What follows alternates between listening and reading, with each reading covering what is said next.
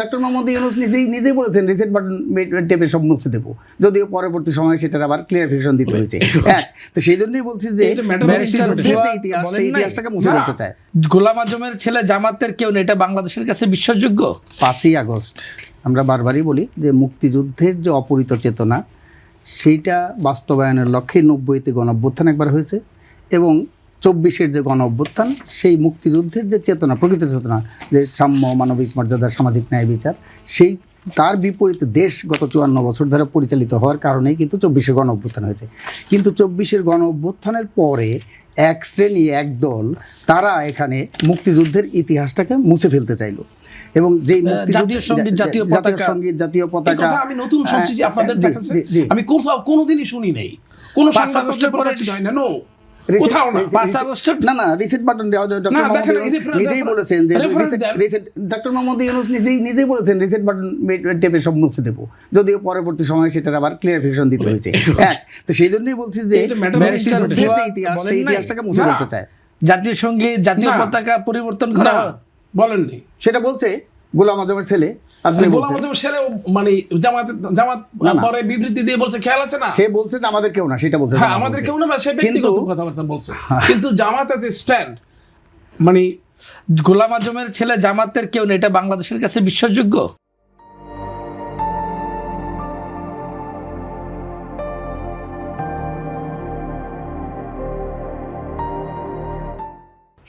বিশ্বাসযোগ্য, কারণ জামাতের ব্যাপারটা আর অন্য রাজনৈতিক ব্যাপারটা এরকম না। কমিউনিস্ট পার্টি আর আওয়ামী লীগ, বিএনপি এক পার্টি না। কমিউনিস্ট পার্টির একটা ক্যাডার সিস্টেম আছে, যে কমরেড হয়, যে জামাতের রোকন হয়, তার রেসপন্সিবিলিটি আছে, আর উনি তো সামান্য সমর্থকও না।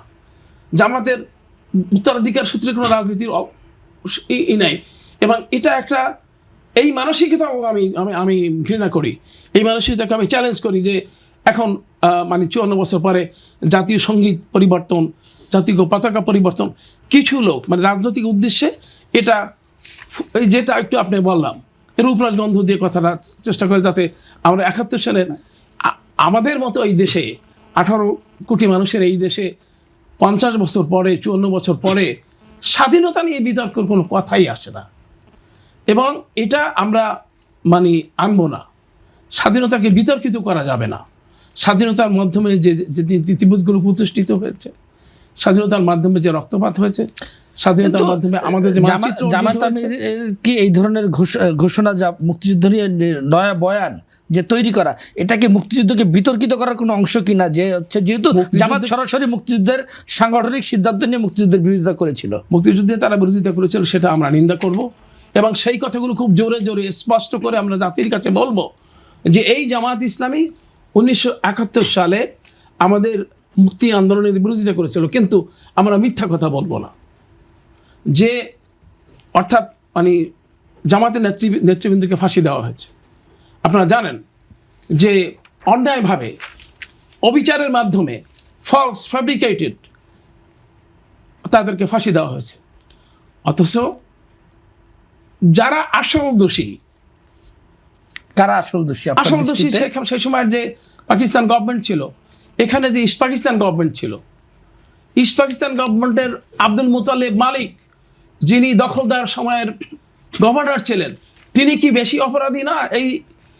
এরা দাবি করে, জামাত ইসলামী দাবি করে যে তারা সহযোগীর ভূমিকা পালন করেছে, তারা কোনো অপরাধ করেনি। সেটা তাদের বক্তব্য, সেটা তারা খণ্ডন করতে পারুক কি না করুক। আমাদের পক্ষ থেকে আমরা বলবো যে আমরা মুক্তিযুদ্ধের সপক্ষের শক্তি, আমাদের এই বক্তব্য, তোমরা মুক্তিযুদ্ধের বিরুদ্ধে, তাদের বক্তব্য আমরা শুনবো এবং জাতির কাছে পরিষ্কার থাকবে। যদি তারা এই কথার পরও যদি মানুষ তাদেরকে ভোট দেবে, আর না দিলে তো মুখ ফিরিয়ে নেবে, এটা পরিষ্কার হওয়া দরকার। আমাদের মাঝে আমি তো স্যারের সাথে একটু দ্বিমত পোষণ করি, কারণ একটা ঠিক যে ওই সময়ে যে পাকিস্তানের যে আর্মি 154 জন, তাদেরকে যে বিচার কার্য সম্পন্ন করেন 195 জন, তাদের বিচারটা হয়নি।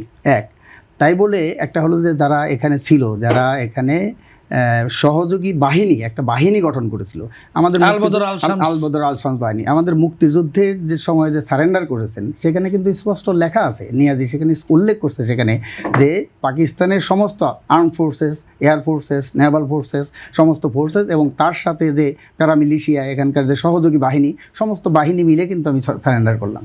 এবং আলবদর বাহিনী গঠন করে মুক্তিযুদ্ধের যে শুধুমাত্র রাজনৈতিক সিদ্ধান্তের বিরোধিতা করে নাই, বদর বাহিনী গঠন করে পাকিস্তানি আর্মির সাথে একসাথে কোলাবোরেট করে কিন্তু তারা এখানে আমাদের মুক্তিযোদ্ধাকে হত্যা করেছে, আমাদের বুদ্ধিজীবীদেরকে হত্যা করেছে। কাজেই আপনি ওই যেটা বলছেন যে তারা যুদ্ধ অপরাধী না, তারা যুদ্ধ অপরাধী বটে।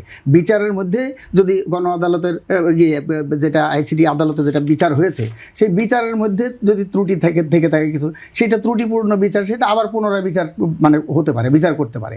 আমি একটা গ্ল্যান্স এটা বলতে পারি না যে জামাত যেরকমভাবে বলে যে এটা একটা জুডিশিয়াল কিলিং হয়েছে, আমি সেটাই মনে করি না। তো যদি বিচারের ত্রুটি থাকে, ত্রুটিপূর্ণ বিচার আবার পুনরায় বিচার হোক, বিচার বলতে না তারা নির্দোষ ছিল, নির্দোষ মানুষকে খালাস দিয়েছে, সেই বিচারিক প্রক্রিয়ার মধ্যে যাওয়া উচিত। বিচারিক প্রক্রিয়ার বাইরে আমি একটা বলতে পারি না যে এইটা বিচারটা এখানে